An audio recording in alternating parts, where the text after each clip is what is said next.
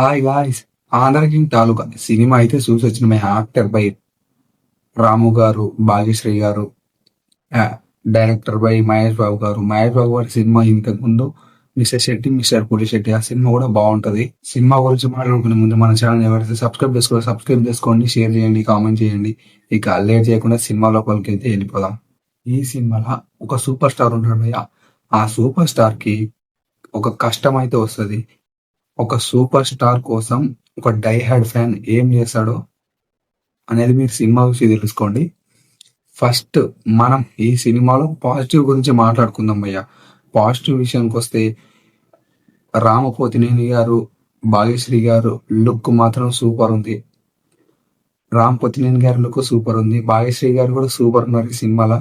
వాళ్ళిద్దరి ఫ్రేమ్ కూడా సూపర్ ఉంది ఈ సినిమాలో.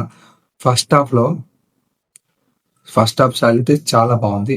ఇంటర్వెల్ లో ఒక ఇంట్రెస్టింగ్ అనిపిస్తుంది. ఇంటర్వెల్ అయిపోయే మూవీలో ఇంట్రెస్టింగ్ అనిపిస్తుంది. సెకండ్ హాఫ్ కూడా అట్లే ఉంది అనిపిస్తుంది. సెకండ్ హాఫ్ కూడా అట్లే ఉంటది.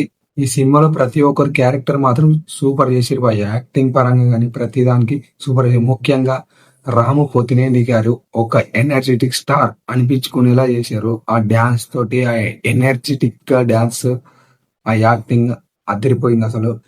సాంగ్స్, నువ్వుంటే చాలే సాంగ్, ఆ లవ్ స్టోరీ, హీరోయిన్ కి ప్రపోజ్ చేసే మూమెంట్, హీరో ఒక సూపర్ స్టార్ కోసం హీరో ఏమైనా చేస్తాడు అనేది అదొకటి అని కొన్ని కొన్ని మంచి మంచిగా వర్కౌట్ అయ్యే సీన్స్ ఉన్నాయి బాగా. బ్యాక్గ్రౌండ్ మ్యూజిక్ కూడా సూపర్ ఉంది భయ్య. ఎడిటింగ్ అన్నా గానీ, ఆ బ్యాక్గ్రౌండ్ మ్యూజిక్ అన్నా గానీ బాగా సెట్ అయింది. ఫస్ట్ హాఫ్ లో ఆంధ్ర కింగ్ తాలూకా ఒక సాంగ్ ఉంటుంది. ఆ సాంగ్ అయితే మంచిగా స్లోగా గూస్ బంప్స్ వస్తాయి. ఆ సాంగ్ వచ్చినప్పుడు ఒక ఫ్యాన్, ఒక డైహార్డ్ ఫ్యాన్ డాన్స్ ఆడాలనిపిస్తుంది. ఆ సాంగ్ వింటుంటే చాలా బాగుంటది. ఆ సాంగ్ రియల్ లైఫ్ లో ఫ్యాన్స్ ఎట్లా కొట్టుకుంటారో అట్లా కొట్టుకుంటారు. అది కూడా చాలా బాగుంటది. ఈ సినిమాలో నెగిటివ్ విషయానికి వస్తే కామెడీ అంతా వర్కౌట్ కాలేదు భయ్య.